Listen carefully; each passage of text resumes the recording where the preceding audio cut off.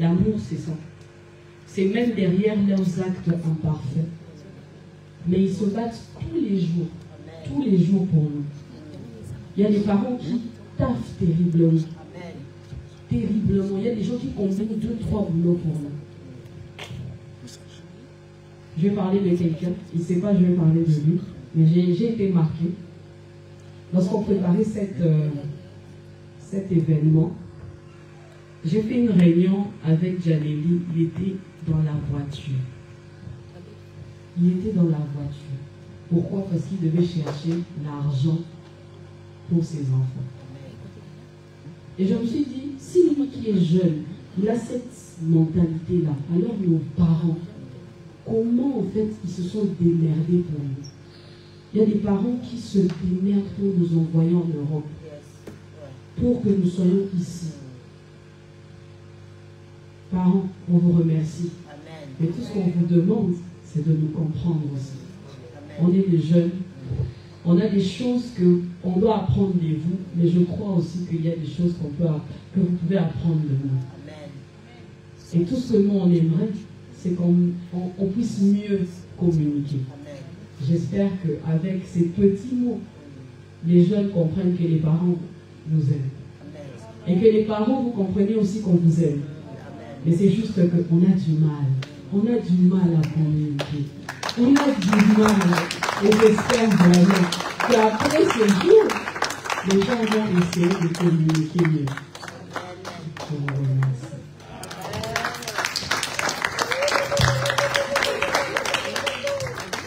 Bonjour à tous. Je vois des gens en train de sourire parce qu'on n'a jamais vu un jean comme ça. Vous retenez votre ami parce que vous avez vu. C'était la journée des gens là, les pasteurs, il faudrait se tranquille. Ok, on a fait ce qu'il fallait faire.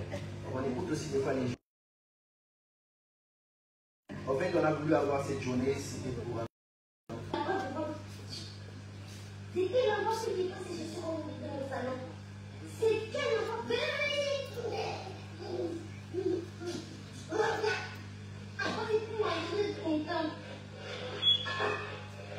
Dis stop.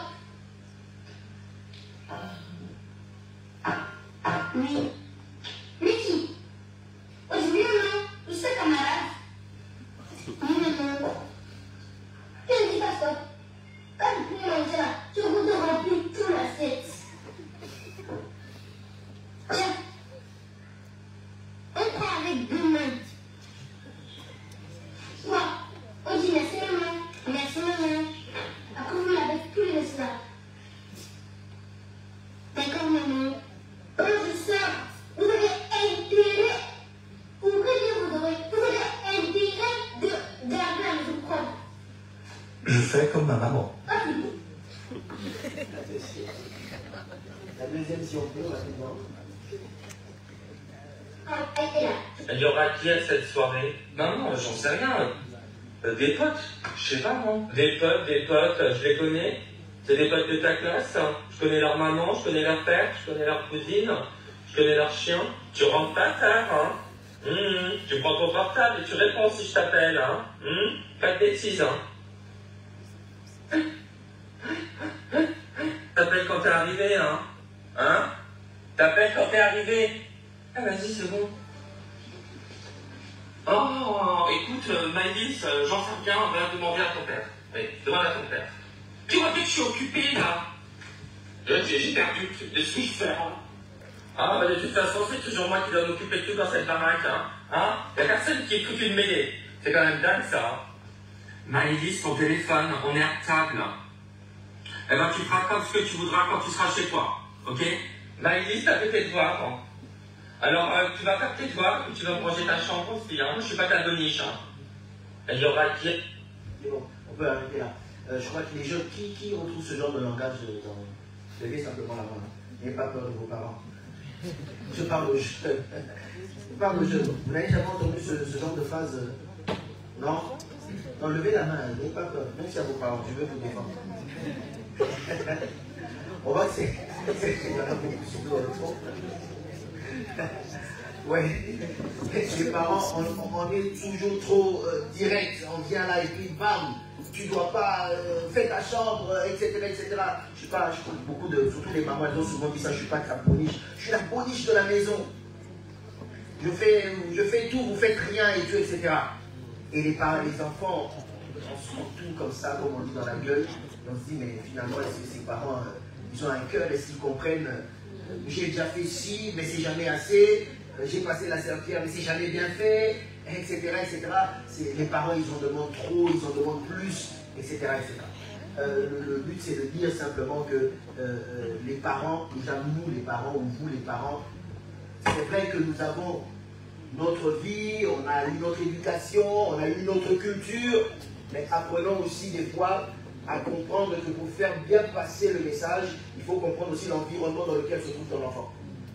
Parce que si tu veux faire un copier-coller, ça ne passe pas toujours. Alors je vais simplement dire que tiens compte aussi de l'environnement. Il y a des choses que facilement on pouvait faire quand on était au pays, on croit qu'on peut reproduire exactement la même chose. Parce que nous étions au pays, toi tu allais, tu faisais 15 km à pied pour aller à l'école. Tu ne mangeais pas toute la journée, ce n'était pas un problème. Ici, c'est pas pareil. C'est pas pareil. L'environnement est quand même différent. Voilà. Donc il y a des choses, on ne remet pas peut-être en cause l'éducation que tu veux donner à tes enfants, mais simplement, on veut te dire de tenir compte aussi d'un facteur qui est important. C'est l'environnement dans lequel est ton enfant. Ça, c'est très important. Et les jeunes, on a des fois l'impression qu'on n'est pas compris. Finalement, les parents, est-ce qu'ils nous aiment, est-ce qu'ils ne nous aiment pas? Et souvent, dans un élan de colère, on a dit vous ne nous aimez pas, tu ne m'aimes pas, etc. On y a pensé. Et des fois, d'autres permettent à ce que leur pensée aille plus loin pour être simplement embrouillés par des pensées noires. Mais j'aimerais qu'on finisse avec peut-être la toute dernière qu'on n'a pas vue. Et puis on va finir par là. La toute dernière qu'on n'a pas vue. Mon père, des fois, il nous disait vous voulez qu'on joue à cache-cache? Et on disait oui. Et il disait allez vous cacher. Ben nous on allait se cacher. Et lui il partait au travail. Tu peux manger ça. Tu peux manger là.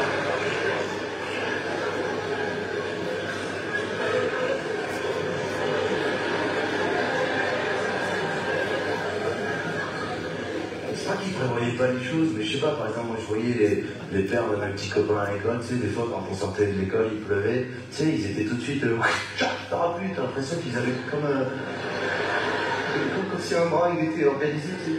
Mon père regardait, il disait, oh putain, on va être mouillé, hein.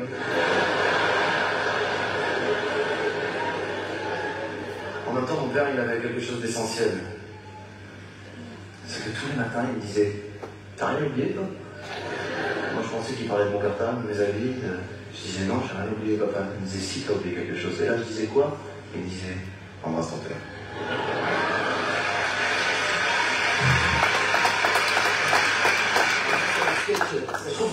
C'est un sketch, merci d'applaudir. Ça, c'est un sketch de Galvanès, pour ceux qui connaissent, pas la nouvelle génération, mais l'ancienne génération. Oui. Où il parle de ces relations entre parents, justement, et enfants, et avec tous ces conflits.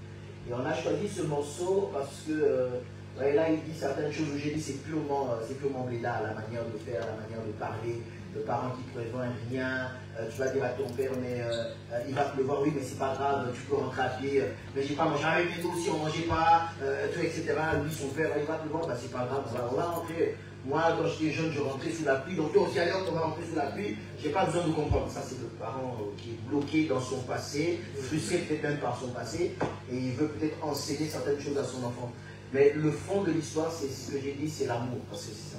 On voit qu'au final, les jeunes, malgré toute cette attitude, son père qui se réveille le matin, qui dit fais attention, on ne sait même pas pourquoi, nous on a grandi comme ça, tu vas fais attention, hein.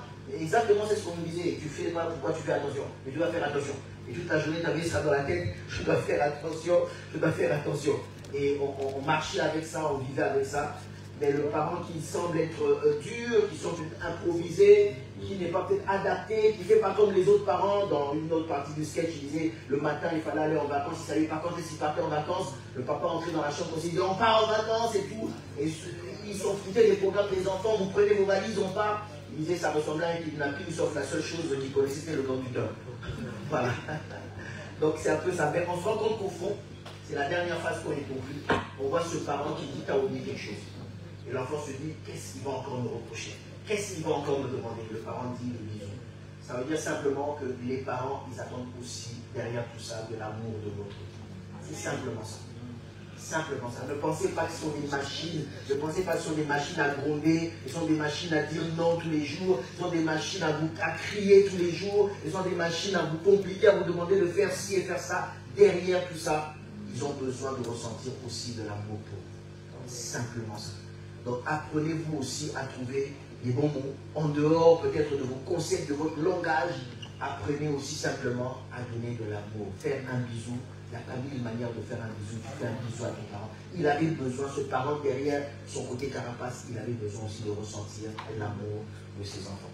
Et quand les parents sont peut-être trop exigeants, c'est que, écoute, je vais te dire une chose jeune. Si tu as un ami avec toi, tu lui dis rentre chez toi, vous dites au revoir, il va partir, tu vas lui demander s'il est bien arrivé. Mais si cet ami-là, tu lui confies ton argent, on va dire 5 000 euros, 10 000 euros, je pense qu'à chaque seconde, tu vas l'appeler pour être sûr qu'il est sur le bon chemin et qu'il n'y est rien arrivé. Vous êtes les trésors de vos parents. Amen. Alors peut-être quand ils crient, c'est parce qu'ils veulent veiller sur votre... Et ça aussi aimer. Et si vous avez cet amour, je pense que pour le reste, vous pourriez avancer. Amen. C'est ce qu'on a voulu dire, le temps est très court, mais c'est ce qu'on a voulu partager.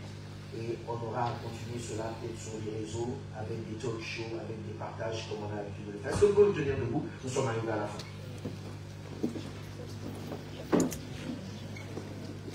J'aimerais juste qu'on prie pour ça. Parce que je pense qu'au-delà de toute éducation, c'est avec Dieu qu'on peut réussir. Amen. Est-ce que les chants peuvent nous donner un chant? Je ne sais pas. Celui qui va vous inspirer.